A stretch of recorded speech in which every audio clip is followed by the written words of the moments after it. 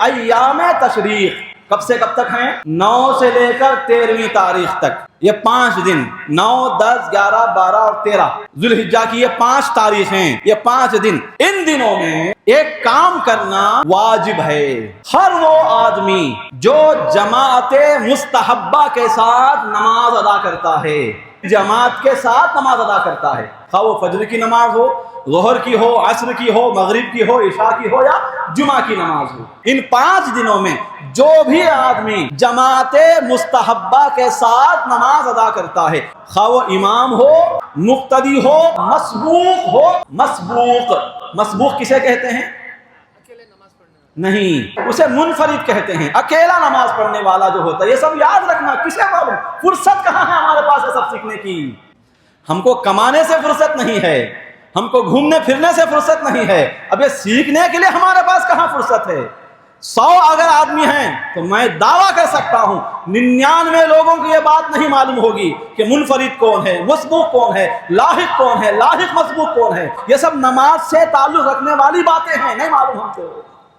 فرائض ہی نہیں معلوم ہیں، شرائط ہی نہیں معلوم ہیں، واجبات ہی نہیں معلوم ہیں، اب یہ سب کہاں سیکھیں گے ہم؟ یہ ہماری جہالت، یہ حقیقت ہے، اس کو قبول کیجئے اور اس اندھیرے سے باہر نکلیے، اسی میں آپ کی کامیابی ہے۔ آپ بھی نکلیے، اپنے اہل و عیال کو بھی اس اندھیرے میں جہالت کے رہنے نہ دیجیے، سکھائیے دین کیا ہے، بتائیے، سمجھائیے۔ مسبوق کسے کہتے ہیں؟ وہ نمازی، وہ مقتدی، امام کے پیچھے جس کی 1 یا 2 یا 3 یا 4 رکعتیں چھوٹ جائیں، تو ایسا جو مقتدی ہے، نمازی ہے، اسے کیا کہتے ہیں؟ مسبوق کہتے ہیں۔ تو جب جماعت سے کوئی نماز پڑھتا ہے، خواہ وہ امام ہو یا مقتدی ہو یا مسبوق ہو، ان تینوں پر ایک کام کرنا ان 5 دنوں میں واجب ہے۔ اور وہ کام کیا ہے؟ تکبیر تشریق پڑھنا۔ 9 تاریخ کی فجر سے لے کر 13ویں تاریخ کی عصر کی نماز تک، ہر نماز کے بعد امام صاحب دوسری طرف کا جیسے سلام پھیرتے ہیں، امام پر بھی واجب ہے کہ وہ تکبیر تشریق پڑھیں۔ مقتدی جتنے ہیں، 100 مقتدی ہیں، 100 مقتدیوں پر بھی واجب ہے۔ 10 لوگ بول لیے تو سب کے ذمے سے نماز جنازہ کی طرف ذمہ ہے وہ ہٹ جائے گا، ایسا نہیں۔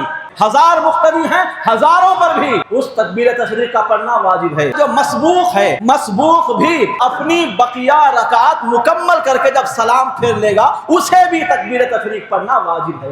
1 مرتبہ تکبیر تشریق پڑھنا واجب ہے، 3 مرتبہ تکبیر تشریق پڑھنا افضل ہے۔ اب یہ تکبیر تشریق کیا ہے؟ اللہ اکبر، اللہ اکبر، لا الہ الا اللہ واللہ اکبر، اللہ اکبر وللہ الحمد۔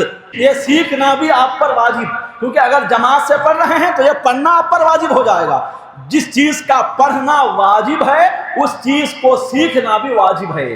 جس چیز کا نہیں پڑھنا گناہ ہے اس چیز کا نہیں سیکھنا بھی گناہ ہے۔ اب اس گناہ میں کتنے لوگ ہیں آپ اپنا اپنا حساب لگا لیجیے۔ وَلِلَّهِ الْحَمْدِ، یہ جو آخری جملہ ہے، وہاں کئی لوگ کیا کہتے ہیں؟ وَلِلَّهِ الْحَمْدِ، وَلِلَّهِ ال بولتے ہیں، ال نہیں ہے وہ، وَلِلَّهِ ال، ہا ہے، ہا کے نیچے زیر، ہا لام زیر ہل، وَلِلَّهِ الْحَمْدِ، حمد آخر میں کیا ہے؟ لیکن کئی لوگ کیا ہے؟ وَلِلَّهِ الْحَمْدِ، ہم بول کے ختم کر لیتے ہیں۔ ہم نہیں ہے، وہ نہ ہم ہے نہ تم ہے، وہاں کیا ہے؟ حمد ہے۔ الحمد للہ میں جو الحمد ہے وہ لفظ یہاں پر ہے، تو صحیح لفظ کیا ہے؟ وَلِلَّهِ الْحَمْدِ، بولیے، زور سے بولیے۔